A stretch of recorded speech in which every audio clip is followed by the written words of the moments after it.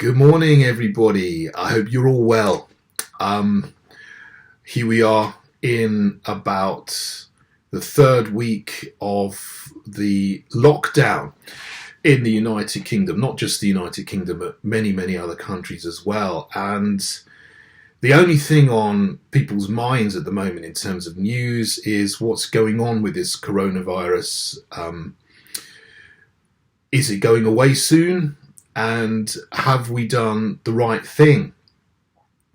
Now, I have my own opinions on this, which are quite different to what the mainstream media have been pushing for, what the World Health Organization are pushing for, and what the UK government have done. And the way I see this, as I've written about in a couple of articles you may have seen, is that for all of January and February, it was obvious there was something going on in China with this new virus which had appeared, and it was going to be serious. But what was happening in Western countries with the media is that they were minimizing it and trying to say there's nothing to see here, it's only the flu, it's not going to be any worse than the flu, let's just carry on as normal.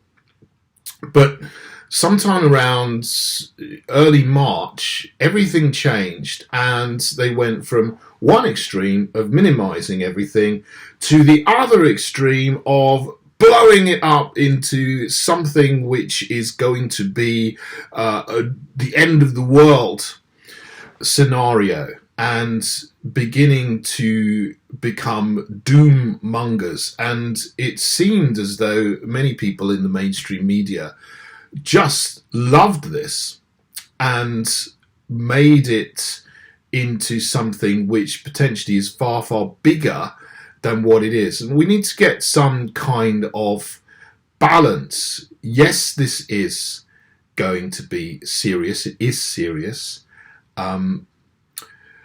You've got to distinguish in the statistics between people who have died of coronavirus and people who have died with coronavirus, who tragically died but would have died anyway of something else because they have underlying health conditions. And when they put up cumulative statistics day after day, oh, there's 9,000 people died yesterday, today there's 10,000, tomorrow there's 11,000, that does not give you the real picture of how many people have died with the virus as opposed to how many people have died of it. Now, the people who've died of it, that's the important number.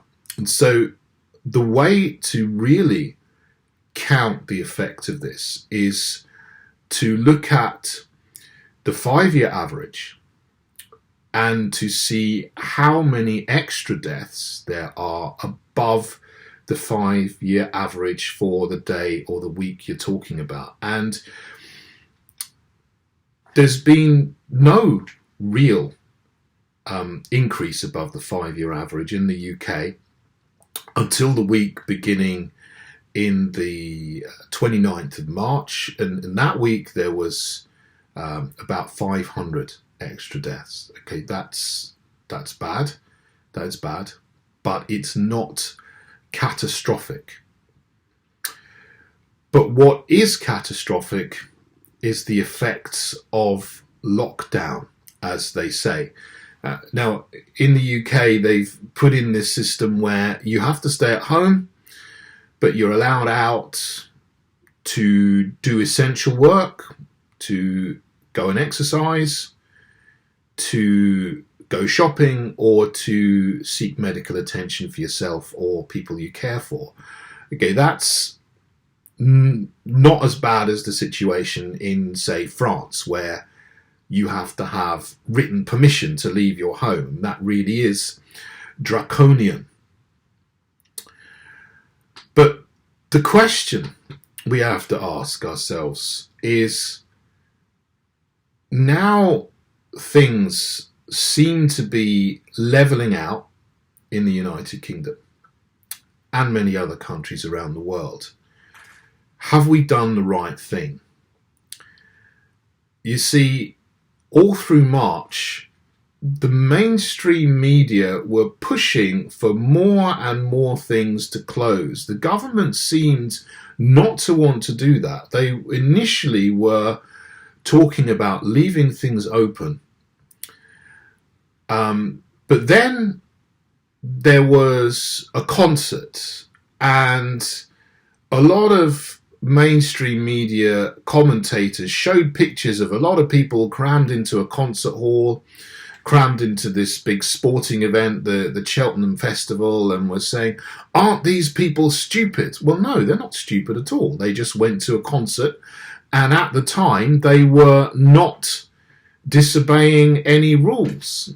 And then they decided they'd close sporting events, stop sporting events, but people were still allowed to go to the pub. But there were mixed messages. So the government was saying, oh, we advise you not to go to the pub, but pubs can stay open. And a lot of people were going to the pub, and the mainstream media pundits were saying, look at all these stupid people in the pub, that's disgraceful. Well, no, not at all. They were just doing what was allowed.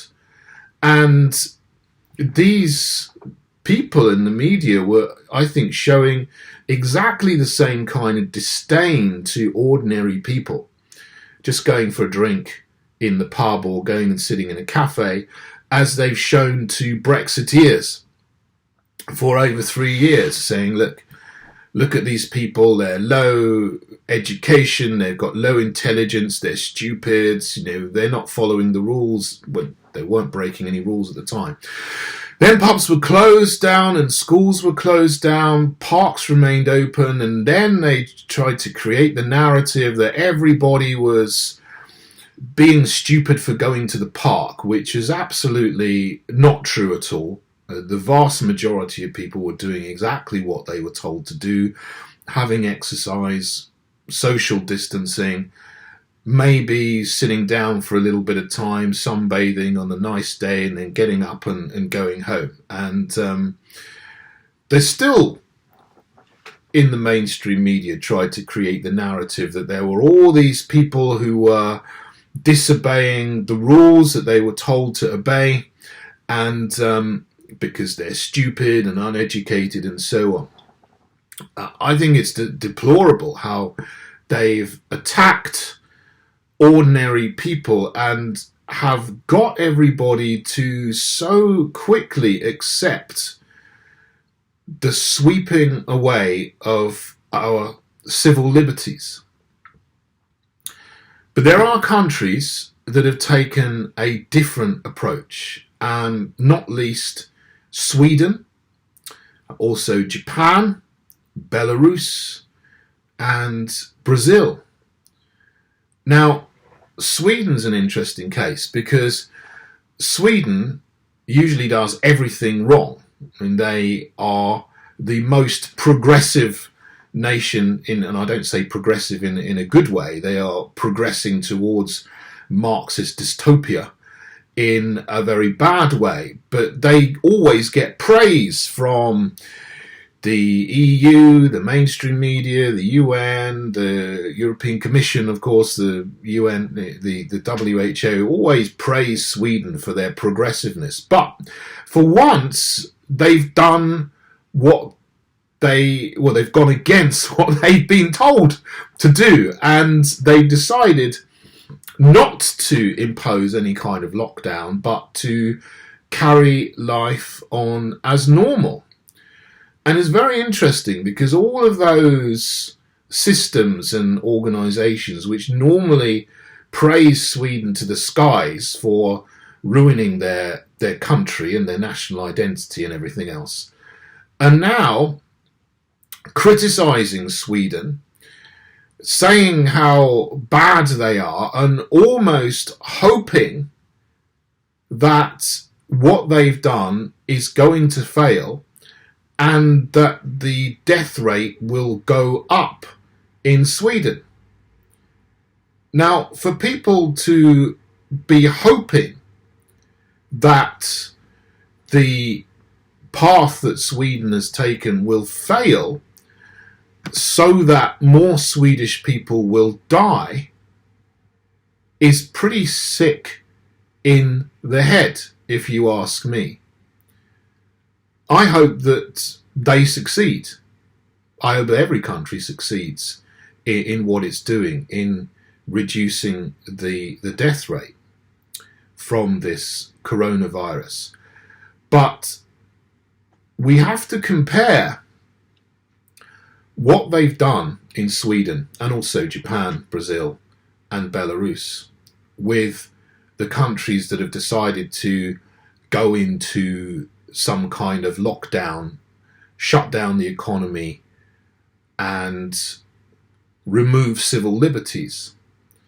Because if Sweden is not affected any more than any other country, then it will show that there was no need for any kind of shutdown and removal of civil liberties.